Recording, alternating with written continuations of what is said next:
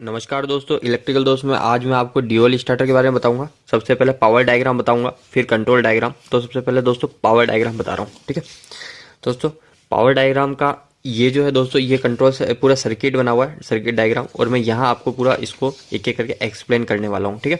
तो दोस्तों इसको मैं अच्छे से स्थिर कर देता हूँ ताकि आपको दिख जाए। दोस्तों देख लो, सबसे पहले ये आर वाई बी लाइन आ रही है, तो इसमें भी मैं इसी प्रकार बना रहा हूँ। ये आर आ गई, ये वाई आ गई और ये बी आ गई, ठीक है दोस्तों। ये क्या है, एमसीबी, ठीक है। एमसीबी का सर्किट डायग्राम ये है, सर्किट ब्रेकर ऐसे बनता है कोई डायग्राम, ठीक है। फिर बाद में एमसीबी के बाद में दोस्तों यहाँ से आर वाई भी निकली, एमसीबी हमारी ऑन करी हमने, ऑन करी, एमसीबी से आर वाई भी निकला, ये आर वाई और बी ये गया हमारे दोस्तों कॉन्टेक्टर में, ठीक है। कॉन्टेक्टर में या कॉन्टेक्टर का सिंबल कुछ इस प्रकार बनता है। अगर आपको सर्किट डायग्राम बनाना है कुछ इस प्रकार बनेगा। तो दोस्तों हम इधर समझते रहेंगे। एमसीबी ऑन करी, एमसीबी ऑन करने के बाद हमारे कॉन्टेक्टर में सप्लाई आ गई, ठीक है। कॉन्टेक्टर में सप्लाई आ गई और कॉन्टेक्टर में हम एनो कॉन्टेक्ट में हम कॉन्टेक्टर के एनो कॉन्टेक्ट में हम सप्लाई डालेंगे तीनों आर वाई भी, ठीक है। और दूसरे जो एनो उसके सामने वाले एनो से हम वापस निकालेंगे और वो जाएगा हमारे ओवरलोड रिले। ओवरलोड रिले में कुछ इस प्रकार होता है, यूँ दांत निकले होते हैं तीन, ठीक है। तो वो जो तीनों ये होते हैं पॉइंट, इन तीनों पॉइंट को यहाँ पे लूज करके, इन तीनों पॉइंट को लूज करके इसमें फिट कर देते हैं ओवरलोड रिले को, ठीक है। तो अभी अगर आप फिट नहीं करना चाहो तो यहाँ से ऐसे वायर भी कनेक्ट होता है इसमें, तो हम ऐसे आर वाई भी ये वायर कनेक्ट कर रहे हैं, ठीक है। मैं थोड़ा डार्क पेन ले लेता हूँ ताकि ईजिली दिख जाए,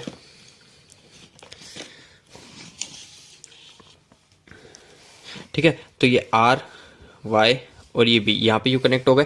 और फिर बाद में ओवरलोड रिले से निकल के, ओवरलोड रिले से निकल के ये मोटर के कनेक्शन है। यहाँ पे देखो ओवरलोड रिले हो गई, ओवरलोड रिले के बाद में मोटर आ गई और मोटर में चले जाता है फेज, ठीक है। तीनों फेज मोटर में चलेंगे और मोटर स्टार्ट हो जाएगी। और मोटर के अंदर हमारे कुछ इस प्रकार के टर्मिनल होता है, U1 V1 W1 और इधर होता है U1 के आगे W2 होता है, V1 के आगे U2 होता है। यानी कुल मिला के U1 के आगे U2 नहीं होता, U1 के आगे दूसरा होगा, V1 के आगे V2 नहीं होगा, दूसरा होगा, W1 के आगे W2 नहीं होगा, कुछ और होगा। तो ठीक है, कुछ इस प्रकार होता है। तो फिर बाद में हम इसके अंदर कनेक्शन कुछ इस प्रकार करते हैं। अगर हमको इसमें डेल्टा कनेक्शन करना है तो इन दोनों को आपस में शॉर्ट करते हैं। जैसे ये है डेल्टा कनेक्शन है, कुछ इस प्रकार है, तो हम इनको आपस में शॉर्ट कर देते हैं।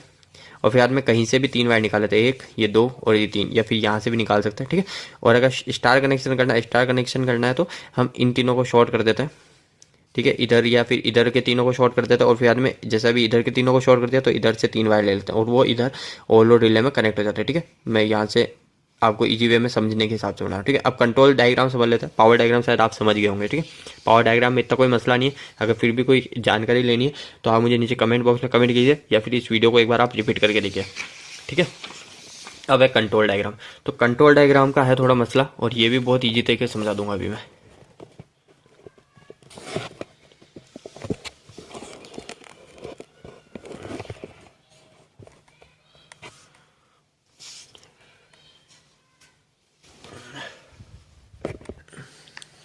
तो दोस्तों अब समझेंगे हम कंट्रोल, ठीक है। कंट्रोल डायग्राम जो बहुत ही थोड़ी मुश्किल से समझ में आता है, पर आज आपको समझ में आ जाएगा, ठीक है दोस्तों।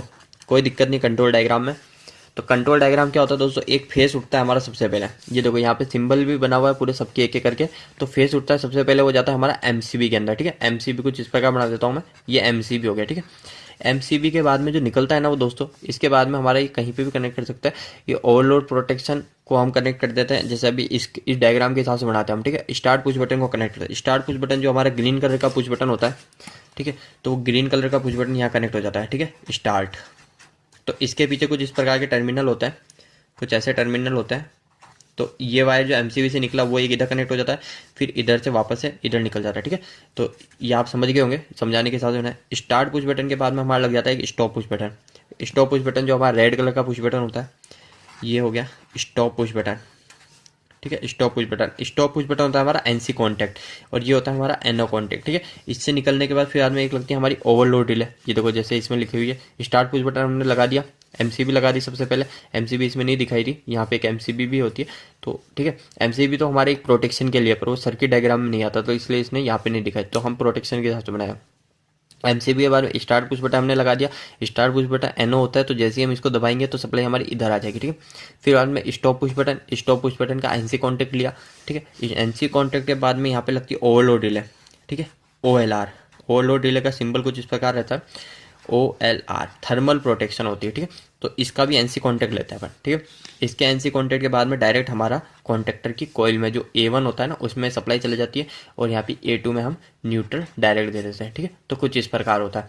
तो अब दोस्तों इसके अंदर एक प्रॉब्लम ये आती है कि अगर इसको हम जैसे ही इस पुश बटन को छोड़ देंगे तो वापस हमारा कॉन्टैक्टर बंद हो जाएगा। उसके लिए हम लगाते हैं ये होल्डिंग वायर, ठीक है। ये होल्डिंग वायर कहाँ लगाते हैं वो मैं बताता हूँ। तो दोस्तों ये होल्डिंग वायर लगता है हमारा जो स्टार्ट पुश बटन है, स्टार्ट पुश बटन से एक यहाँ पे ऐसे लूप निकालते हैं, ठीक है। एक पहले और एक बाद में, और फिर बाद में वो जाता है हमारा जो हमारा कॉन्टैक्टर है ना, कॉन्टैक्टर जो हमने ये पावर डायग्राम में हमने जो कॉन्टैक्टर लगाया था, ये कॉन्टैक्टर हमने जो पावर डायग्राम में कॉन्टैक्ट लगाया था, इसमें जैसे 3 टर्मिनल है, इसमें एक और चौथा टर्मिनल अगर है यानी 4 पोल का है तो ठीक, अगर नहीं है तो इस पर एक और एड ऑन ब्लॉक लगता है ऊपर की साइड एड ऑन ब्लॉक लगता है, और वहाँ के NO से यानी दोनों साइड NO हो उससे हम एक बार ये कनेक्ट कर देते हैं, ठीक है। यहाँ पे कौन सा स्टार्ट पुश बटन के पहले से निकालेंगे और एक स्टार्ट पुश बटन के बाद से, तो वहाँ के NO में कनेक्ट कर देते हैं। इससे ये फायदा होता है जब भी हम बटन एक बार वापस छोड़ देंगे दबा के, तो हमारा क्या होगा, स्टार्ट पुश बटन से छोड़ने के बाद भी हमारी मोटर रन होती रहेगी। तो आई होप कि आप समझ गए होंगे कुछ चीज़ें, कंट्रोल डायग्राम समझ गए होंगे, इसके अलावा आप पावर डायग्राम समझ गए होंगे, और साथ साथ आपको मैंने एक ये भी चीज़ बताई थी स्टार और डेल्टा में कनेक्शन कैसा होता है वो भी समझ गए होंगे। उम्मीद है अगर आपको ये सब चीज़ समझ आई होगी तो आप वीडियो को लाइक जरूर करेंगे और चैनल को मेरे सब्सक्राइब जरूर करेंगे, क्योंकि मैं इसी प्रकार के और वीडियो बनाते रहता हूँ। तो दोस्तों आज के लिए इतना ही। अगर आपके मन में कोई क्वेश्चन है तो मुझे नीचे कमेंट बॉक्स में कमेंट जरूर कीजिए, और अगर कोई सुझाव है या फिर आपको किसी बारे में और टॉपिक पे वीडियो चाहिए तो आप मुझे नीचे कमेंट बॉक्स में कमेंट कीजिए। तो दोस्तों आज के लिए इतना ही। वीडियो पसंद आया तो वीडियो को लाइक कीजिए। धन्यवाद।